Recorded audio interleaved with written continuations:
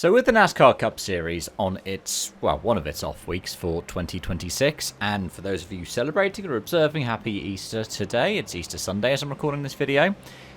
Let's have a bit of a talk about the Rockingham race, the Rockingham, sorry, should I say. The one that happened at The Rock, as it's also known.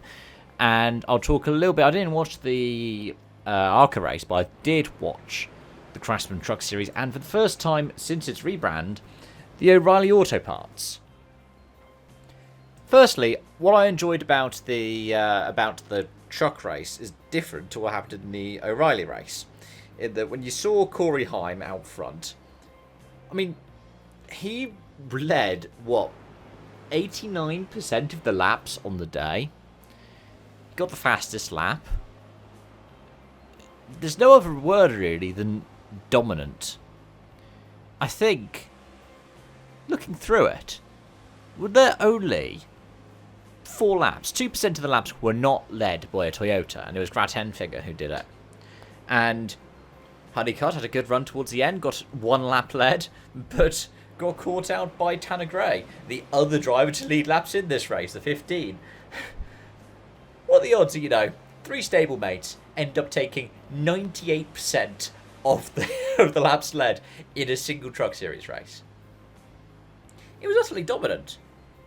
It was a great run to see. And a top 10 for Corey LaJoie, who's just gone full time in trucks with Ram in that number 10 after, let's just lightly refer to it as an incident for now, shall we? I might talk about that at another time, but just be careful about what you do on social media and don't do anything that could come across in any way bigoted. That's pretty much it. When it comes to the O'Reilly race, there was a lot more back and forth. I mean, Corey Day was the driver of the day in a way. He led nearly half the laps.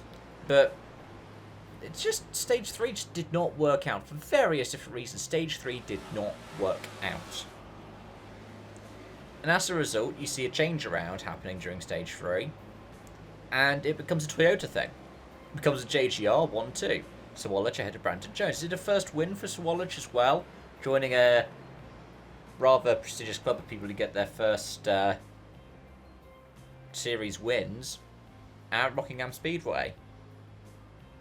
Allgaier led a lap on the day, Taylor Gray led a lap on the day, and heck, if you look a bit further down, Brent Cruz and Jesse Love. There are a couple of drivers like those two who got incidents, bad luck here or there. I mean, there was the fact of the pit window issue, which trapped a couple of people lap down, and then they later had to go and battle their way back through the field. I think Corey Day fell foul of that, didn't he?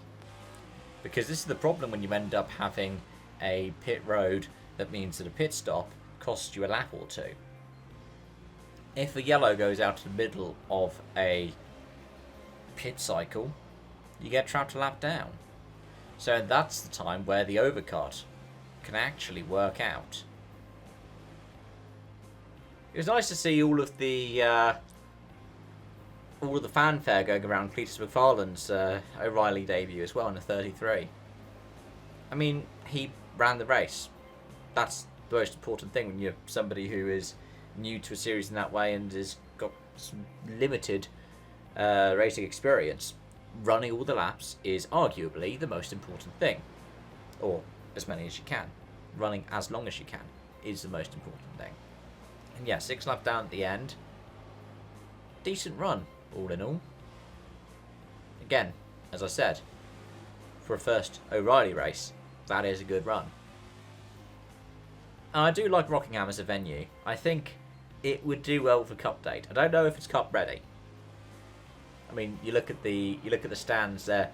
If you put up more stands, even if it's just temporary bleachers, that would be good.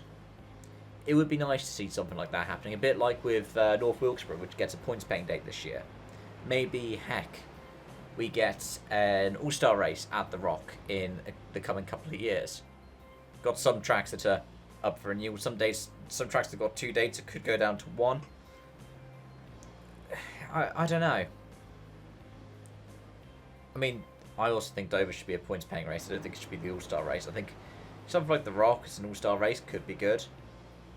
I believe that North Wilkesboro did really well at it, and I am interested to see what it does to the points-paying race later this year, because Bristol Dirt was interesting as the points-paying race, and that's around the time I got into NASCAR properly. But as always, folks, especially if you're somebody who's been following NASCAR for a lot longer than I have, I started a little bit in 2020. I played the games as a kid. And then 2020, I watched the first one after COVID, because it's the first racing series to properly get back up after COVID, which Harvick won at Darlington. And then sporadically some of the 2021s, and then 2021 is when I really got into it, and 2022 is when I started watching like every race. So let me know your thoughts, let me know your feelings in the comment section down below, folks. As always, thank you so much for watching and joining. Thank you so much for your continued support for this channel, and until next time, it's bye-bye for now.